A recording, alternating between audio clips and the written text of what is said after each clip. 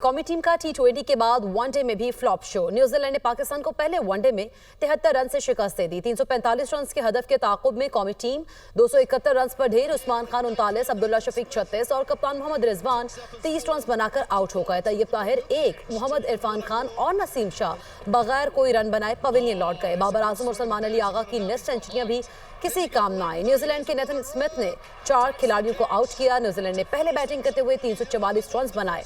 Mark चिपमैन और Darrell Mitchell की जिम्मेदाराना बैटिंग। कीवीज की 50 रन पर 3 विकेटें गिरने पर दोनों बैटर्स पाकिस्तानी बॉलर्स के सामने डट गए। मार्क चिपमैन ने 132 रन की शानदार इनिंग्स खेली। डैरेल मिचेल ने 76 रन बनाए। पाकिस्तान की जानिब से मोहम्मद इरफान खान ने 3 जबकि आकिफ जावेद और हारिस रऊफ ने 2-2 विकेटें हासिल की। 3 मैचेस की सीरीज में न्यूजीलैंड को 1-0 की बढ़तरी हासिल हो गई। कौमी क्रिकेट टीम के कप्तान मोहम्मद रिजवान का कहना है कि ओपनर्स ने अच्छा आगाज फराहम किया। मिडिल ऑर्डर में विकेटें गिरने की वजह से मैच हाथ से निकला। आगाज में पिच बैटिंग के लिए मुश्किल थी, लेकिन चिप में अच्छी बैटिंग का मुजाहरा किया गया। हमें अपने खेल में मजीद बेहतरी लाने की जरूरत है। और कराची के इलाके कोरंगी क्रैक के करीब निजी हाउसिंग सोसाइटी में खौफनाक आग लग गई। 10 घंटे से जायद वक्त गुजर जाने के बावजूद ताहाल आग पर काबू नहीं पाया जा सका। आग बुझाने का अमल फिलहाल रोक दिया गया है। फायर ब्रिगेड हुकाम के मुताबिक पानी की पाइपलाइन की बोरिंग के दौरान आग लगी थी, जबकि आग मुमकिना तौर पर गैस के कुदरती जखीरे में लगी है। इस हवाले से मजीद क्या तफसीलात हैं जान लेते हैं कराची से हमारे नुमाइंदे सालिक शाह से। सालिक, आगाह कीजिएगा, ताज़ा तरीन क्या सूरत हाल है आग की? हाँ जी, बिल्कुल ताज़ा तरीन सूरत हाल तो ये है कि अब से थोड़ी देर पहले यहाँ पर कंटोनमेंट बोर्ड्स की भी टीमें यहाँ पर पहुंची है। रेस्क्यू की टीमें यहाँ पर 5 कंटोनमेंट बोर्ड्स उसकी टीमें यहाँ पर पहुंची है। रेस्क्यू की टीमें यहाँ पर आई है, लेकिन बदकिस्मती की बात यह है कि रेस्क्यू का जो अमल है उसको अब से 4 घंटे पहले ही रोक दिया गया था, क्योंकि फायर ब्रिगेड काम का ये बताना था कि जहाँ पर जैसे ही आग बुझाई जाती है, पानी फेंका जाता है या रेत फेंकी जाती है, तो ये है कि वो आग उसको वापस बाहर फेंक देती है। जिसके बाद ये कि इस आग को जो है वो कंटेन करने के लिए आसपास जो है वहाँ पर रेत के ढेर लगाने के साथ साथ पानी यहाँ पर जो है वो आसपास जो इसके लगाया गया है, ताकि ये कि आग जो भड़क न सकती है, इतराफ के इलाके में ना फिरेगी। जब फायर ब्रिगेड काम का ये बताना है कि जो आग जो ज़ेर ज़मीन जो गैस का ज़ख़ीरा है उसमें ये लगी है, और मुमकिन तौर पर जब तक ये ज़ख़ीरा जो चट्टान के अंदर जो मौजूद है, जो ज़ेर ज़मीन है, जब तक वो ज़ख़ीरा ख़त्म नहीं होगा ये आग नहीं बुझेगी। क्योंकि कराची के समेत जो मुल्क के जो दीगर जो पहाड़ी इलाके हैं वहाँ पर इस किस्म की जो आग जो लगती रहती है गाय बगाए, लेकिन इस ज़ख़ीरे के वाले से अब तक मालूम नहीं हो सकी ज़ेर ज़मीन कितना बड़ा ये ज़ख़ीरा है। क्योंकि यहाँ पर PPL की टीम अब से थोड़ी देर पहले यहाँ पर पहुँची थी। उन्होंने यहाँ पर आकर फायर ब्रिगेड काम, जबकि निजी सोसाइटी की जो इंतजामिया उनसे मुलाकात की, उन्होंने ये मशवरा दिया है कि जो गैस यहाँ जो पानी यहाँ से जो निकल रहा है उसका जो है टेस्ट करवाया जाए, ताकि ये मालूम हो सके कि उस पर किस किस्म के केमिकल कंपाउंड्स मौजूद है, ताकि इस आग बुझाने के अमल के हवाले से जो कोई SOP तरतीब दी जा सके। जबकि दूसरी जानब फायर ब्रिगेड का काम ये बता रहे हैं कि उन्होंने यहाँ पर स्टैंड बाय पर फायर ब्रिगेड की मुतादिद गाड़ियों को, इसके अलावा फायर ब्रिगेड के रजाकारों को यहाँ पर स्टैंड बाय पर तो रखा है, लेकिन जो हमारे जो निजी सोसाइटी में लगने वाली जो आग है उसकी शिद्दत 11 से 12 घंटे गुजर जाने के बावजूद भी जूं की तू बरकरार है। उसी तरह के शोले जो इसी तरह के जो फ्लेम जो है अभी भी यहाँ पर निकलते हुए नजर आ रहे हैं, जबकि अतराफ के जो इलाके में जो आबादी है उस वजह से ये बताया जा रहा है कि ये शोले निकल रही है, आग जो जल रही है, इसका अच्छा फायदा ये है कि गैस आसपास फैल नहीं रही। जो निकलने वाली गैस है वो आग की वजह से जो है डिफ्यूज हो रही है। लेकिन फायर ब्रिगेड काम ये बता रहे हैं कि अब आग कब तक बुझेगी, इसके हवाले से उन्होंने मुताल्लिका जो दीगर इदारे उनसे रब्ता किया है, ताकि इस आग के हवाले से जो केमिकल जो रिपोर्ट है अगर वो आएगी तो उसके बाद इस आग को बुझाने के हवाले से ऑपरेशन का जो अगला लाया अमल जो मुरतब किया जा सकेगा। लेकिन फायर ब्रिगेड काम ये बता रहे हैं किया जाएगा। सालिक शाह अपडेट कर रहे थे, बहुत शुक्रिया आपका। उधर chief fire officer Mohammad Humayun का कहना है कि आग पर काबू पाने में 2 से 3 दिन लग सकते हैं। आग पर काबू पाने में शदीद मुश्किलात का सामना है। उन्होंने कहा कि गैस की शिद्दत पानी और मिट्टी को बेसूद कर रही है। आग गैस के कुदरती जखीरे में लगी है, और उनकी जानिब से कहा गया कि मुतासिरा मुकाम से किसी भी कंपनी की गैस पाइपलाइन नहीं गुजर रही। गैस की नौइयत मालूम करने के लिए पानी का टेस्ट करवाया जाएगा। जब हमने अपनी पहली कुरंगी फायर स्टेशन से गाड़ी को ने रिस्पॉन्स किया तो आग की शिद्दत को देखते हुए हमने एहतियाती तौर पे मज़ीद 8 से फायर टेंडर और 2 बाउज़र तलब कर लिए। इस तरीके की फायर्स को बुझाया नहीं जाता, बल्कि काउंटर रूप करके जो है उसको अपना जलने दिया जाता है। अभी तो डिनाई कर रहे हैं कि कोई लाइन नहीं गुजर रही है। अक्सर ऐसा होता है कि इतनी डीप के अंदर गैसेस की बोल्ट्स भी होती हैं जो ब्रेक होती हैं, तो और उसके बाद इस तरीके के वाक़यात बलूचिस्तान में अक्सर व बेशतर हो जाते हैं। तो वहाँ पर यही किया जाता है कि उस जगह को कंट्रोल करके छोड़ा जाता है ताकि एक दिन 2 दिन के अंदर अंदर वो बॉल्स की गैसेस जब ख़त्म होती हैं तो आग ऑटोमेटिकली खुद ही मद्धम होकर बुझ जाती है। ओनर से भी वो मिले और उन्होंने एडवाइस दी है कि इसका जो पानी है, जो लिक्विड है, जो पड़ा हुआ है, इसको लेबॉर्ट्री टेस्ट करवाया जाए ताकि सजेस्ट किया जाए कि आया जल क्या रहा है। म्यांमार जल्जे में हलाकतों की तादाद 1000 से तजावुज़ हो गई, 2000 से ज़ायद जख्मी हुए हैं।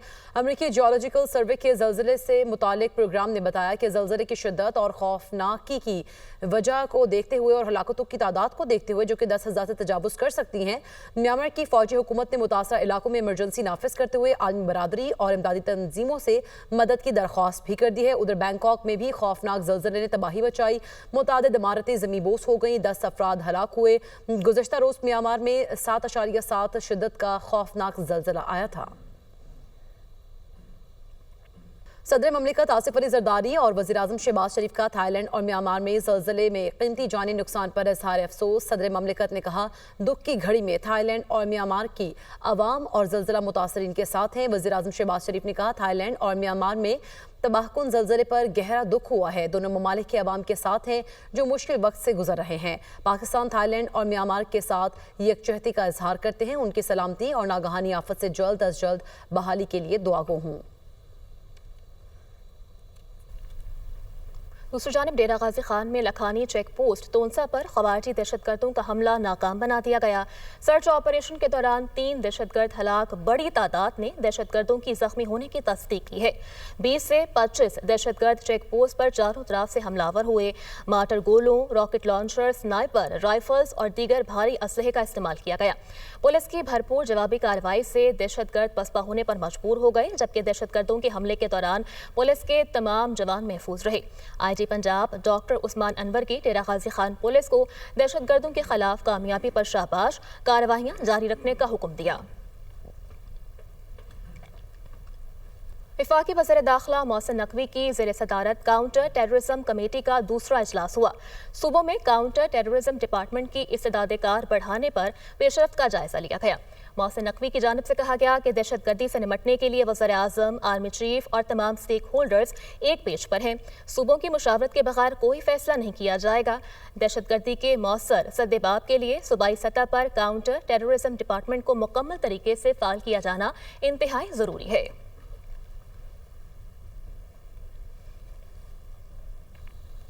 मुस्तफ़ा आमिर कत्ल केस, मुलजिम साहिर हसन की गिरफ्तारी और मुनशा बरामदगी का केस। मुलजिम साहिर हसन से मिलने वाला मोबाइल फ़ोन फ्रांसिक के लिए लाहौर भेज दिया गया। तफ्तीशी ज़राए के मुताबिक मुलजिम बासिल की ट्रैवल हिस्ट्री भी FIA से मांगी जाएगी। मुलजिम साहिर हसन के दीगर साथियों को शामिल तफ्तीश करने का फैसला किया गया है। मुलजिम के साथी बासिल याहिया और दीगर को शामिल तफ्तीश किया जाएगा। मुलजिम के साथी मुल्क के दीगर शहरों से मुनशियात का नेटवर्क ऑपरेट कर रहे थे। लाहौर, कराची, इस्लामाबाद और दीगर शहरों से मुनशियात फरोख्त करने का नेटवर्क बड़े पैमाने पर ऑपरेट हो रहा था। 3 अहम मुलजिमान के खिलाफ शवाहिद भी हासिल कर लिए गए हैं। मुलजिमान को शामिल तफ्तीश करने के लिए अदालत से भी रुजू कर लिया गया है। Welcome back. ईद उल फितर अपने प्यारों के साथ मनाने के लिए परदेसियों की घरों को वापसी का सिलसिला जारी है। लाहौर के लारी अड्डों और बस टर्मिनल्स पर मुसाफिरों को रश नजर आ रहा है, जबकि रावलपिंडी और इस्लामाबाद से भी परदेसी अपने आबाई इलाकों को रवाना हो रहे हैं। इस मौके पर ट्रांसपोर्ट माफिया भी सरगर्म हो चुका है और लोगों से जायद किराया वसूल किया जा रहा है और शिकायत भी अब सामने आने लगी हैं। तो लाहौर से हमारे साथ मौजूद है ज़ैनुल आबिदीन, जबकि रावलपिंडी की सूरत हाल हमें बताएंगे आदिल तनोली। सबसे पहले लाहौर में ज़ैन, आप बताइएगा इस वक्त लाहौर में क्या सूरत हाल है और फिर शिकायत यहाँ पर भी मौसूल हो रही हैं जायद किरायों के हवाले से? बिल्कुल, ईद की छुट्टियों का आगाज़ हो चुका है और लाहौर से हज़ारों नहीं बल्कि लाखों की तादाद में जो परदेसी हैं वो अपने प्यारों के साथ ईद बनाने के लिए अपने आबाई इलाकों का रहे हैं। और हर साल जो लाहौर के बस टर्मिनल पर सूरत हाल देखने को नज़र आती है, इस दफ़ा भी कुछ उसी तरह की ही सूरत हाल देखने में आ रही है कि लोगों की 3 तरह की शिकायत इन बस टर्मिनल पर मौजूद हैं, जिनको हल करने के लिए शिकायत सेंटर, कंट्रोल रूम तो मौजूद है, लेकिन ये शिकायत अभी तक अपनी जगह पर बरकरार हैं। मैं मौजूद हूँ सिटी बस टर्मिनल पर और यहाँ पर लाहौर से दीगर शहरों को सफ़र करने वाले जो मुसाफिर हैं उनको 3 तरह की शिकायत हैं। सबसे पहले तो ये है कि यहाँ पर टिकट मुयस्सर नहीं है। सुबह से लोग यहाँ पर आकर टिकट के हसूल के लिए खार हो रहे हैं। जिन लोगों ने लाहौर से साहिवाल, टोबा टेक सिंह, रहीम यार खान, सादकाबाद, मुल्तान, साहिवाल, लिया, कमालिया, जनूबी पंजाब और इसके अलावा रावलपिंडी समेत दीगर इलाकों में सफ़र करना है, उनको आज यहाँ पर सिटी बस टर्मिनल पर टिकट मुयस्सर नहीं है। और अगर किसी जगह पर टिकट मुयस्सर है तो जो महकमा ट्रांसपोर्ट की तरफ से किराए मुकर्रर किए गए हैं उसके मुताबिक ये टिकट मुयस्सर नहीं है। मिसाल के तौर पर अगर कमालिया का किराया 1200 रुपये था तो महकमा ट्रांसपोर्ट पंजाब ने उसका किराया 1175 रुपये कर दिया, लेकिन अब जो मुसाफिर हैं उनको ब्लैक में वो टिकट खरीदने के लिए 1500 से 1600 रुपये अदा करने पड़ रहे हैं। और जहाँ पर बस टर्मिनल पर ऐसा माफिया घूम फिर रहा है जो कि इन मुसाफिरों को ये ब्लैक में टिकटें फ़रोख्त कर रहा है, तो ये ओवर चार्जिंग की शिकायत आ रही हैं। और दूसरा ये शिकायत आ रही हैं कि टिकट मुयस्सर नहीं है। तीसरी जो मुसाफिरों को इस रोज़े की हालत में सबसे बड़ी शिकायत का और मसले का सामना है वो ये है कि जिन भी शहरों को जाने के लिए टिकट जहाँ पर मुयस्सर है वहीं पर जो क्यू है वो बहुत बड़ी है। एक लंबी कतार है, लोग कई घंटों से उस कतार में लगे हुए हैं इस इंतजार में कि कब उनकी बारी आएगी और उनको लोग लंबी टिकट कतारों में मुयस्सर लगे आएगी। हुए हैं। जैन साथी मौजूद रहेगा, रुक करेंगे रावलपिंडी का, वहां पर मौजूद है हमारे नुमाइंदे आदिल तनूली, उनसे जानते हैं वहां पर क्या सिचुएशन है। बताइएगा आदिल। जी देखिए, ईद की आमद है और इस सिलसिले में वफाकी दारुल हुकूमत और इस्लामाबाद से परदेशियों की अपने आबाई इलाकों को रवानगी का सिलसिला जो है वो शुरू हो चुका है। इस वक्त मैं मौजूद हूँ रावलपिंडी इस्लामाबाद के संगम पर फैज़ाबाद बस टर्मिनल के ऊपर के लिए जो है वो मुल्क भर के दीगर अजला की, दीगर सूबों की, शहरों की गाड़ियाँ जो हैं उनके तकरीबन तमाम अड्डे यहाँ पर मौजूद हैं और शहरियों की बड़ी तादाद यहाँ से जो है अपने आबाई इलाकों को सफ़र कर रही है। यहाँ पर शहरियों से भी हमारी बातचीत हुई है, लेकिन उनकी जानब से और दूसरी जानब जो इंतज़ामिया है अड्डा मालकान उनसे भी बातचीत हुई है। ये बताना है शहरियों का कि जो अड्डे हैं, जो परमानेंट अड्डे यहाँ से चल रहे हैं, जिस तरह के लाहौर, कराची, फैसलाबाद, मुल्तान, आज़ाद कश्मीर, उन पर तो कंप्यूटराइज सिस्टम है, किराया ज़ायद वसूल नहीं किया जा सकता। और इस्लामाबाद ट्रैफिक पुलिस की जानब से भी खुसूसी तौर पर डेस्क जो है वो कायम किया गया है। अगर किसी को कोई शिकायत होती है तो वो वहाँ पर आकर शिकायत करते हैं, तो इसी दौरान इस्लामाबाद ट्रैफिक पुलिस के SP और दीगर अफसरान जो है वो फौरी तौर पर उसका अजाला करते हैं। अलबत्ता जो गाड़ियाँ जो बग़ैर अड्डे के, जो परमिट रूट के चलती हैं, उनकी जानब से जो है किराया ज़ायद वसूली का जो है वो इंकशाफ हुआ है। और इसी दौरान जो इस्लामाबाद ट्रैफिक पुलिस को शिकायत की गई है और मुतअद्दिद गाड़ियाँ ऐसी हैं जो कि बग़ैर अड्डे के यहाँ पे चलती हैं, उनके ऊपर जुर्माने भी किए गए हैं। और ये तंबीह की गई है कि किसी भी गाड़ी को जो है वो बग़ैर जुर्माने के नहीं छोड़ा जाएगा जो कि बग़ैर अड्डे के यहाँ से सवारियाँ उठाकर फैज़ाबाद के मकाम से निकल कर आगे किराया ज़ायद अगर वसूल करती है। तो इसके लिए जो मैकेनिज़्म बनाया गया है इस्लामाबाद ट्रैफिक पुलिस की जानब से, हाईएस्ट गाड़ी का जो है वो अगर ज़ायद किराया वसूल किया जाता है तो 2000 रुपये लिए जुर्माना वसूल किया जाता है। और इसी तरह वसूल किया जा रहा है। हमारे नुमाइंदगान लाहौर से और रावलपिंडी से अपडेट कर रहे थे। हमारा साथ दिया आदिल तनोली ने और ज़ैनुल आबिदीन ने। आप दोनों नुमाइंदगान का बेहद शुक्रिया। इसी सारे मामले पर वज़ीर आला पंजाब मरीम नवाज की जानिब से ईद पर जायद किराया वसूल करने पर क्रैकडाउन का हुक्म दिया गया है। मरीम नवाज ने ईद पर जायद किराया वसूल करने पर सख्त कानूनी कार्रवाई करने की हिदायत की है। वज़ीर आला पंजाब का तमाम अजला में मुकर्रर किरायों पर अमल दरामद यकीनी बनाने के लिए ज़रूरी इक़दामात का हुक्म। डिप्टी कमिश्नर्स को जायद किरायों को वसूली रोकने के लिए बड़ी और कड़ी मॉनिटरिंग का हुक्म भी दे दिया गया। वज़ीर आला पंजाब ने तमाम बस स्टैंड पर किरायानामे नुमायां आवेज़ा करने की हिदायत कर दी है। वज़ीर आला पंजाब मरीम नवाज की तमाम बस स्टैंड पर सफाई सुथराई का हुक्म। और नाजरीन, कोयटा से ईद स्पेशल ट्रेन 400 से ज़ायद मुसाफिरों को लेकर पेशावर के लिए रवाना हो गई है। मुसाफिरों की जानिब से ट्रेन सर्विस बहाल होने पर खुशी का इजहार किया गया। इस हवाले से बात करेंगे, हमारे नुमाइंदे कोयटा से हमारे साथ मौजूद हैं हसन भट्ट जी।